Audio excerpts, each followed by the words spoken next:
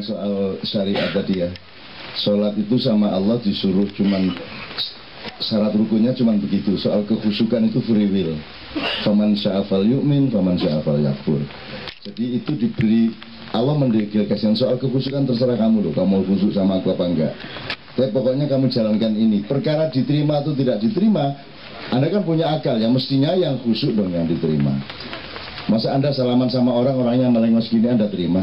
Kalau orangnya melengos ketika salaman, tidak memandang sorot mata Anda, berarti dia tidak bersalaman. Begitu juga lah Allah ketika kita sholat. Ya, nanti beliau akan menjawab soal-soal itu. Terus pendelegasian itu saya juga ingin ikut gini ya sebelum Pak Yaya.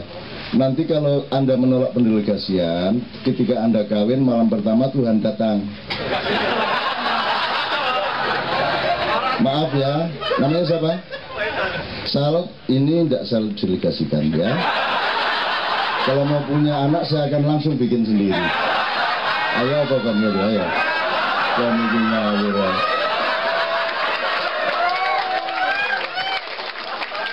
Oke, yang ke berikutnya yang sebelah sana Mas ya.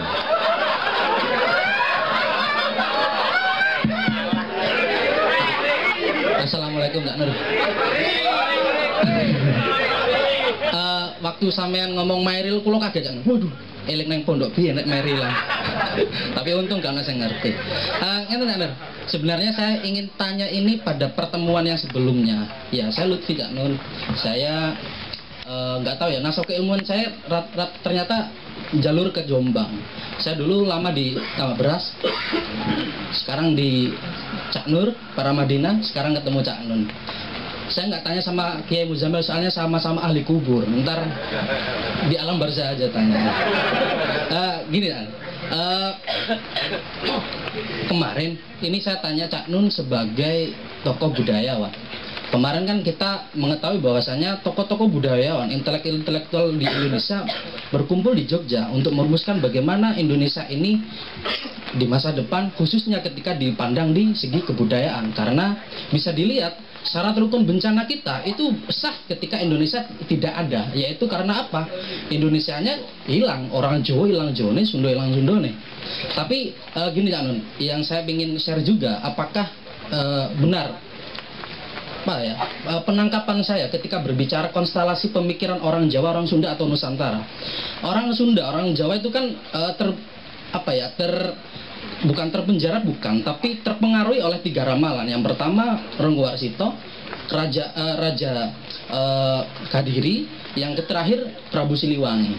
Itu masing-masing punya konsep Ratu Adil, masing-masing punya konsep bocah angon. Tapi yang paling penting yang ingin saya tanyakan sama Cak Nun, konfirmatif atau negatif, itu masalah ramalannya Prabu Siliwangi. Di sana jelas bocah angon itu yang gimana? Kita butuh Ratu Adil, dan kalau dilihat spek-speknya, kita ini menempati Ratu Adil, menunggu Ratu Adil yang terakhir. Di situ dijelaskan ketika Prabu Siliwangi ngomong wasiat kepada prajuritnya, entenono Ratu Adil yang gimana? Bocah angon itu yang pegang pusaka nenek moyangnya. Saya kira ini adalah konsep puasa kalau saya menyambungkan. Ketika konsep puasa jelas, ya ayyuhalladzina amanu kutiba alaikumusiyam kama kutiba alal ladzina min qablikum la'allakum tattaqun. Kita harus berpuasa, harus memikirkan bagaimana sejarah-sejarah kita dulu. Lah, saya pertanyaannya gimana menurut Cak Nun konstelasi budaya kita ke depannya? Soalnya saya kira pesimis kalau saya menjadi ya seorang mahasiswa ketika budayawan itu budaya intelektual bicara, ya saya kira cuma nongkrong di atas meja tanpa bergerak. Saya kira yang bergerak ya tokoh-tokoh seperti Cak Nun ini. Terima kasih Cak Nun, hormat saya. Assalamualaikum warahmatullahi wabarakatuh. Supaya nanti saya tidak menjawab setelah beliau nanti jadi berkepanjangan, jadi mumpung ingat. Jadi yang pertama, Kongres Budaya di Jogja itu tidak dihadiri oleh seorang budayawan pun. Pembicaranya misalnya Yudi Latif itu pinter tapi dia bukan pakar kebudayaan. Ya, juga si siapa yang ya ada beberapa teman lain yang bagus, pinter ya, tapi tidak expert untuk kebudayaan. Jadi Kongres Budaya di Jogja itu tidak bisa dicatat sebagai rekomendasi kebudayaan apapun kepada masa depan kita.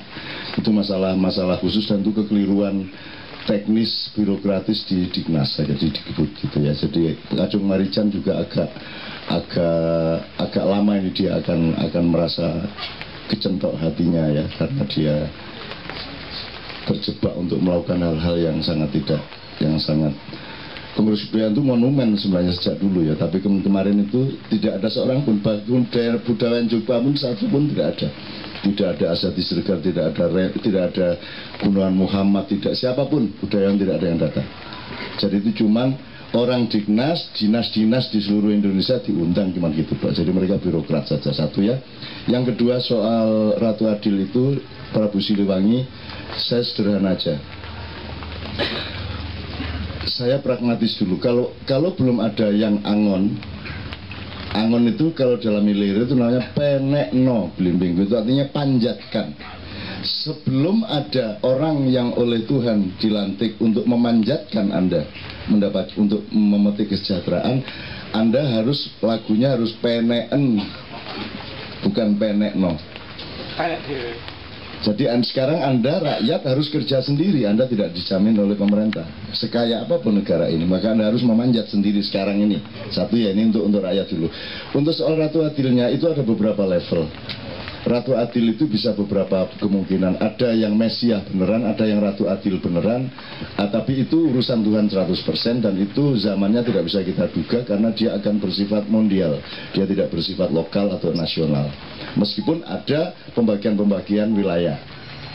Ada dari Ternate sampai India, ada Jogja sendiri sedang kumpul para syekh, para maula, para mbah-mbah, brahmana semua sedang berkumpul di sana. Itu urusan tersendiri, dan ini akan ada tawar-menawar mengenai 2014 alam maupun apa segala macam. Tapi intinya adalah, saya tidak bisa cerita banyak, tapi intinya adalah 2014 ini sangat spesial dalam arti akan ada keterlibatan tidak hanya di wilayah manusia, tapi ada keterlibatan yang lebih tinggi, lebih luas gitu ya. Wah, iki aku nek diterusno iki kok tadi ngomong sing gagak ya, ngomong sing kakean-kakean dan tidak baik untuk terlalu di GG mongsoke gitu ya. Tapi intinya adalah nanti biar Sabrang nambahin dikit. Karena dia yang mengetahui informasinya sedikit aja, satu kunci aja. Bingung juga saya. Tak kandakno ya opo, gak tak kandakno ya opo gitu ya. Tapi pokoknya tolong browsing mengenai Arjuna Sasrabau gitu ya. Anda browsing di situ, Anda temukan hal-hal yang menyangkut panah rantai. Panah rantai ya. Jadi panah itu adalah sesuatu yang menembus hati rakyat, rantai adalah sesuatu yang mengikat rakyat, ya. Itu kunci-kuncinya. Tapi kalau saya buka itu Anda tidak jadi mencari.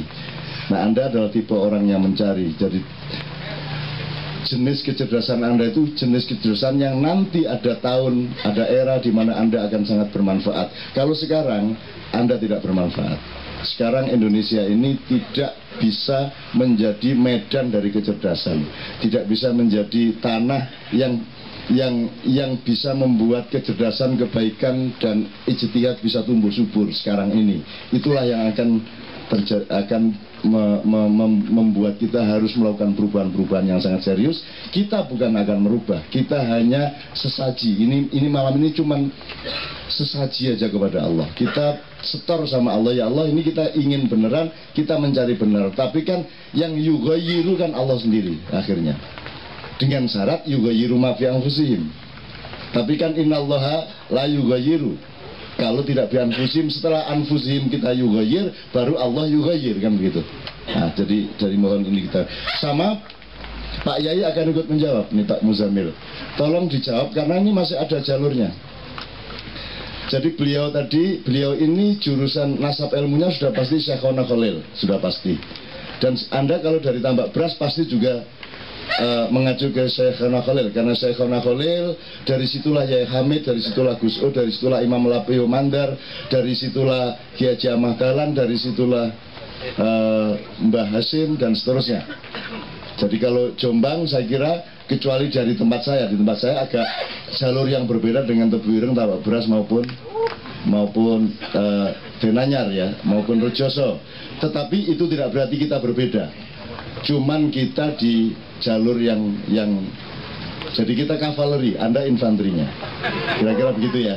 Pak Yai nanti akan cerita mengenai warisan kepada 4 orang santri oleh Syekhona Khalil yang mewariskan dan memberikan kepada 4 santrinya yang akan menyebar ke Indonesia. Nanti diceritakan. Oke, berikutnya. Ya Mas, silakan Mas. Setelah Mas ini masih ada lagi? Cukup ya, setelah Mas yang berkaos merah cukup ya, supaya tidak terlalu ini, supaya ada waktu panjang untuk menjelaskan Pak Yainya. Yuk Mas. Assalamualaikum warahmatullahi wabarakatuh. Salam sejahtera. Cak Nun, saya mau tanya, dari pribadi saya yang masih ragu mengenai peradaban. Karena saya orang Jawa, tapi orang Jogja sih, tapi karena sudah lama tidak di Jogja, jadi saya memahami, kembali lagi memahami peradaban. Kan dalam peradaban Jawa ada 3 unsur, antara manusia, alam, dan Tuhan. Nah, mengenai itu, apakah kalau saya pelajari ini itu disebut syirik atau tidak, gitu Pak? Kan percuma kita sholat tapi pikiran kita tidak khusyuk pada Tuhan. Seperti itu misalnya. Terima kasih. Assalamualaikum warahmatullahi wabarakatuh. Syirik itu cuma peristiwa sederhana di mana Anda mengidentifikasi ada Tuhan selain Allah, itu dok. Syirik cuma itu. Kalau soal kekuburan, soal segala macam itu tidak ada hubungannya itu. Pokoknya kalau Anda tetap bertauhid, sudah selesai masalah. Apapun yang Anda lakukan, wong hatinya bertauhid, pikirannya bertauhid, tidak ada masalah. Alam ya memang belajar sama alam kok tidak boleh. Saya sama walang ngomong-ngomongan ya. Semut cacing kita omong koniku gak belum iso mlebu lemah ya opo gitu kan. Saya berdialog sama mereka. Dan itu ojo diarani wong gendeng. Wong karo duwe aku ngomong-ngomongan. Duwe kan kayak menarik anggitmu menarik ta. Tak antene kan. Sakarepku lho kon tak apakno. Gitu loh.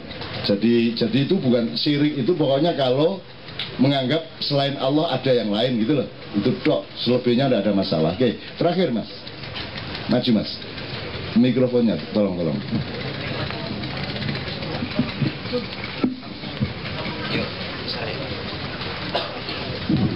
Assalamualaikum warahmatullahi wabarakatuh.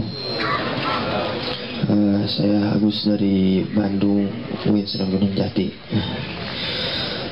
Saya hanya mau minta sedikit pandangan dari Pak Yai sama Cak Nun tentang dalam kitab Hikam yang sekarang Ibnu Athaillah ada yang disebutkan kita itu dibagi 2, yaitu golongan mutajaridin sama muktasibin gitu. Yang saya ketahui dan saya pahami, dalam kitab itu kan mutajaridin itu kita tanpa kasab, tanpa kerja kita bisa makan dan kita bisa mendapatkan nikmat dari Allah dengan hanya beribadah, tidak campur baur ke kasab gitu. Kalau muktasibin kita dari pagi sampai sore jadi terus bekerja keras demi mendapatkan makan dan rezeki itu. Jadi kayak kita katanya nggak boleh yang mutajaridin masuk ke muktasibin.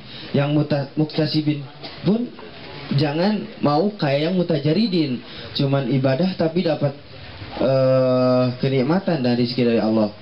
Nah, dari saya segitu. Bagaimana pandangan dari Cak Nun sama Pak Yai? Terima kasih.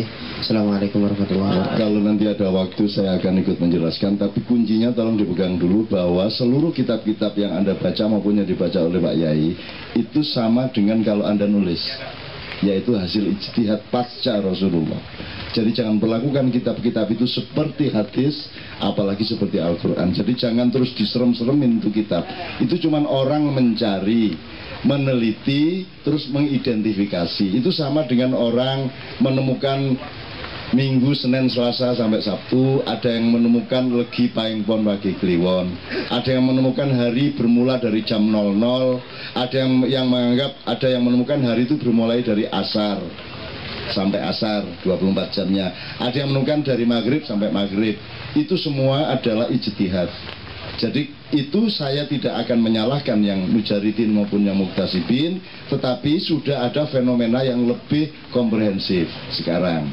Jadi misalnya ada memang orang, jadi misalnya ada wali yang tidak pakai thariqat, dia langsung jadi wali karena memang Allah bikin begitu. Ada wali yang orang biasa dulu, dia bertoriko dulu, dia riadoh dulu, dia prihatin dulu, dia ngerowot, ngeblung segala macam, jadi pengemis dulu, baru dia mendapat karomah, gitu ya.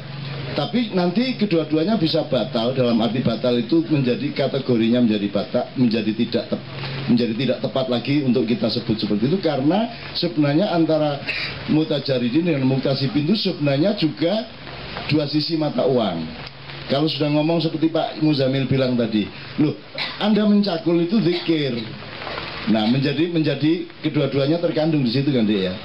Jadi menurut saya, Anda pegang itu sebagai satu tahap ilmu. Tapi tolong diketahui bahwa sudah ada beberapa tahap ilmu berikutnya, ijtihad dan penelitian berikutnya, sehingga ada rumusan-rumusan waktu, rumusan takdir, rumusan macam-macam yang diteliti. Sama dengan orang menyebut, oh hari yang tepat untuk pindah rumah hari apa, itu jangan dimarahi dulu juga, itu hasil penelitian.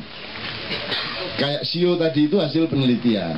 Anda tidak usah pakai gitu aja kalau tidak senang, kalau tidak suka gitu, tapi tidak usah dikecam-kecam karena Anda tidak paham juga. Anda ngomong klinik, Anda kata klinik aja nggak ngerti kok epistemologinya. Coba apa kata klinik? Kalau salon jelas, dermo jelas, kan gitu kan? Gitu. Tapi kalau klinik kan nggak jelas juga. Jadi saya harap kita semua ini orang yang terbuka dan tidak perlu mengurusi apalagi menuting-nuting yang Anda tidak mempelajari. Mending Anda mempelajari atau tidak usah dipelajari tapi nggak usah komentar. Gitu loh. Nah, menurut saya Anda bagus sudah masuki itu merupakan dikotomi dasar. Saya kasih contoh dikit setelah ini Pak Yai Muzamil. Misalnya kalau orang di dunia kampus yang dipakai untuk memahami orang Islam, orang Jawa kan selalu Clifford Geertz ya. Ada santri, abangan, priayi. Ini saja sebenarnya sudah tidak tepat amat karena santri abangan itu beda konfigurasi dengan priayi. Kalau priayi sama kawulo itu urusan lain, itu urusan struktur budaya dan feudalisme. Tapi kalau santri abangan itu urusan kuantitas dan kualitas beragama, tidak ada hubungannya sama budaya sebenarnya. Jadi ada istilah tiga ini sebenarnya itu sudah salah sejak awal. Cuman karena nggak ada yang lain yang bisa dikutip untuk bikin skripsi, ya sudah itu dipakai. Tapi tolong Anda harus tahu, satu aja saya kasih contoh. Kalau Anda memakai sesuatu sebagai simbol, dia ada logikanya. Misalnya kalau Anda pakai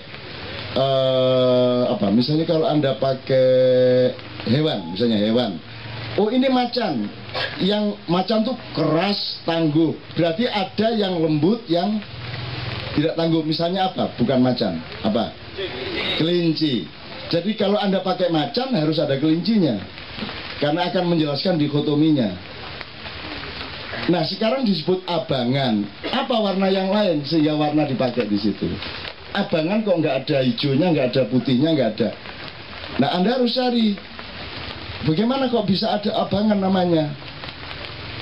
Loh kalau ada abang pasti ada yang warna yang lain, maka dia dipakai sebagai idiom atau terminologi, gitu loh. Tapi karena kaum karena akademisi belum tentu intelektual, maka itu tidak dicari. Nah sekarang saya kasih godaan aja dikit, gangguan dikit aja.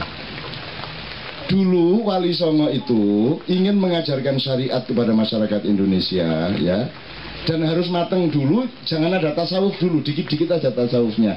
Nah si Syekh Siti Jenar terlalu kenceng, terlalu maju, sehingga kalau masyarakat belum kenal syariat, dikenalkan kepada dunia tasawuf, ini akan membuat dia kehilangan keseimbangan pemahaman terhadap transendensi tadi. Maka ada kebijakan dari Sunan Kalijogo, karena Sunan Kalijogo adalah jembatan antara Islam dengan Jawa. Maka kemudian diciptakan satu idiom atau terminologi karena sesi jenar ini terlalu cepat dan ini bisa berbahaya bagi masyarakat. Ya ini bukan soal nggak boleh, boleh. Tetapi kan orang itu harus punya strategi dan kearifan secara sosial, sehingga tidak segala sesuatu yang benar harus Anda terapkan, kan gitu. Sering kan kita omongkan, tidak mentang-mentang Anda jujur sama anak Anda, terus anak Anda tanya, dari mana saya lahir, terus kok duduno temen metu toko ini enggak gitu. Meskipun itu benar, maka diciptakan yang satu mutian, yang satu abaan. Muti itu wali songo yang taat kepada syariat, ya, untuk menjadi teladan bagi masyarakat, uswatun hasanah. Pokoknya sebelum kamu mengembara kemana-mana, ke Pangurahan, ke Malioboro dan Margomulyo, yang penting Anda lewat dulu Margo Utomo, jalan utama dulu, baru Malioboro jadilah wali yang mengembara, baru kamu masuk ke Karomah, kemuliaan. Setelah itu baru kamu ke Pangurahan. Pangurahan itu Anda sudah merdeka, Anda sudah menyatu dengan Allah. Sebunyi-bunyinya mulut kamu kan insya Allah terbimbing oleh Allah. Anda menjadi ustadz yang mulham, ustadz yang mufaham, yang difahamkan oleh Allah di setiap ujung lidahmu. Nah, sesi jenar langsung saja memperkenalkan Pangurahan ke masyarakat. Maka dia disebut abaan. Abaan kalau orang Jawa tidak bisa ngomong abaan, abangan. Jadi abangan itu dari kata abaan, yang mengabaikan syariat. Sebenarnya itu urusan dia sama Allah, seizin sama Allah. Tidak apa-apa semuanya itu, tidak usah kita urus, biarin aja. Kalau Jumatan di Mekah misalnya gitu ya, kalau bisa dia ada di sini, bisa ada di sana. Ada di Mandar, ada juga di Makassar. Sedang di Makassar tapi ada di Banyuwangi, itu jangan diurus, itu biarkan Allah yang urus. Nah, tapi karena itu disosialisasikan oleh sesi jenar, maka harus ada terminologi untuk menolong dan menjaga masyarakat. Maka ada mutian, mutian itu jadi warna putih. Ya, kalau abaan warna abang. Nah, karena orang Jawa susah menghafalkan muti, susah mengatakan aba, ya sudah, yang mudah secara budaya adalah mutian sama abangan. Loh, itu asal usulnya. Tidak ada kitabnya ini, angel ini dari kitabnya. Udah percaya apa tidak, begitu dulu asal usulnya, gitu loh. Itu dulu konsultasi dulu sama saya. Gitu deh ya. Dan itu kalau Anda pegang bagus banget itu. Dan tidak usah peduli asal usulnya dari mana. Kalau Anda ngejar asal usulnya, tidak akan ketemu. Terlalu banyak ilmu yang tidak bisa Anda lacak. Jadi kuncinya sekarang transendensi apa tidak. Kalau sebuah pemahaman menghasilkan transendensi kepada tauhid, kepada Allah, maka itu bagus. Kan gitu aja kuncinya. Jadi inilah sekarang jawaban menyeluruh dari Kiai Haji Muzammil Al-Sumenepi, ya.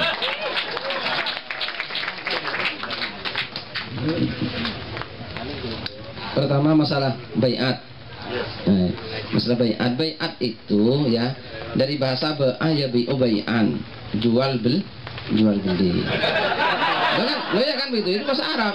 Ba'a ya bi'u bai'an, bai'atan itu artinya jual beli. Jadi begini, sampean jangan mau disodori barang, gitu ya. Jadi kalau ada orang meminta Anda membeli, berarti sampean suruh menyetorkan uang, kepatuhan sampean kepada dia, pokoknya harus menerima apa dia. Sampean tanya, yang mau sampean berikan kepada saya apa? Nah, kan harus begitu. Kalau cucu ya diterima, kalau enggak ya jangan diterima. Nah, itu namanya perdagangan yang merugikan. Nah, begitu.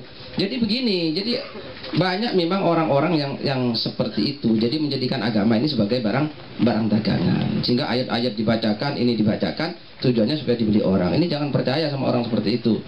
Karena itu bukan kiai, bukan ustadz, itu adalah pedagang, makelar. Nah, itu ya. Jadi jangan dipercaya. Yang kita harus baiat ini ya kepada Allah Ta'ala, gitu ya. Maka Al-Quran, innalladzina yubayyi'unaka innama yubayyi'unallah. Muhammad, orang-orang yang berbaiat kepadamu itu sesungguhnya berbaiat kepada Allah. Nabi Muhammad sendiri sih banyak orang yang baiat, tapi isi baiatnya untuk taat kepada Allah, tidak melanggar, tidak berzina, tidak mencuri dan seterusnya, bukan baiat untuk setia kepada sebuah organisasi atau apapun yang sifatnya bawah tanah itu tidak benar ya. Jadi gak usah, tidak dosa sampai melanggar itu ya. Jadi banyak N11 itu sering baiat ini yang jadikan alat gitu ya. Loh, kamu kan sudah baiat kan gitu ya. N11 tahu kan ya, dan kelompok-kelompok lain ini jadi baiat. Hizbut Tahrir itu dulu sebelum reformasi juga pakai baiat gitu ya. Sekarang karena sudah reformasi mereka sudah terang-terangan soalnya gitu ya. Dulu begini ya. Jadi nggak usah diikuti. Jadi orang-orang tokoh-tokoh agama atau siapapun yang minta ditaati tanpa resep gitu ya oleh Anda, padahal dia adalah seorang manusia yang bisa salah dan bisa lupa, bisa benar juga bisa keliru. Ini tidak benar, berarti dia minta diperlakukan sebagai malaikat, sebagai Tuhan, padahal dia bukan Tuhan gitu ya. Jangan percaya. Imam Syafi'i itu ya, Imam Syafi'i kurang apa? Dia intelektualitasnya mengalahkan semua orang, mengalahkan gurunya, tapi dia pernah berkata, aku ingin tidak ada orang yang pernah menyebut pendapatku. Itu dia. Imam Syafi'i itu tidak ingin, ini pendapatnya Imam Syafi'i, tidak ingin. Aku tidak ingin ada orang yang berkata bahwa ini pendapat Syafi'i. Biarlah apa yang aku ucapkan itu pakai dan tidak usah disebut-sebut aku. Nah, itulah orang yang baik seperti itu. Nah, karena baik maka disebut-sebut terus Imam Syafi'i. Nah ya, mereka begitu, bukan karena minta. Nabi Muhammad juga begitu, la tutruni kama atrotin nasoro, gitu ya. Jangan kau kultuskan aku sebagaimana orang Nasara mengkultuskan Nabi Isa di pertuhan. Jangan. Nah, tapi karena memang Nabi Muhammad itu layak untuk dipuja, dia dipuja terus. Tidak minta dipuja, tetap dipuja. Nah, orang yang minta dipuja itu karena memang tidak pantas dipuja. Hanya dia meminta. Ya kan? Meminta dia, minta ditaati karena memang tidak layak ditaati. Maka dipaksa orang dengan doktrin-doktrin, gitu ya. Nabi Muhammad nggak pernah gitu ya memaksa orang untuk taat, tapi kita terus memuji dia. Oh, saya bisa bertanya, kalau Muhammad itu bukan Nabi, kira-kira sampai kagum nggak? Kalau saya tetap kagum, gitu ya, karena memang beliau luar biasa. Coba lihat sejarah hidup beliau itu, ya. Sebelum jadi Nabi, coba lihat sejarahnya bagaimana, gitu ya. Itu luar biasa. Sebelum jadi Nabi saja luar biasa, di pedagang, gitu ya, membawa dagangannya Siti Khadijah ke mana? Ke Syam, Syria. Betapa jujurnya sampai Siti Khadijah kepincut melamar kepada Nabi Muhammad itu. Nah, coba bayangkan, ketika beliau umur 9 tahun, dia anak yatim, tidak masuk panti asuhan yatim piatu. Loh, iya. Loh, betul. Iya kan? Dia yatim, tapi dia tidak masuk panti asuhan. Kenapa? Karena itu tidak bagus. Beliau bekerja di bawah asuhan pamannya, beliau bekerja. Bayangkan umur 9 tahun, umur 12 tahun dia bekerja karena tahu bekerja itu perbuatan yang baik. Maka seandainya tidak diangkat jadi nabi pun pada usia 40, kita akan mengikuti beliau. Gitu loh ya. Nah, kenapa? Karena beliau memang layak diikuti. Nah, itu jadi maka apa itu ya? Itu sudah saya kira ya. Enggak usah terus ya, apalagi Pak Tato? Pak Tato?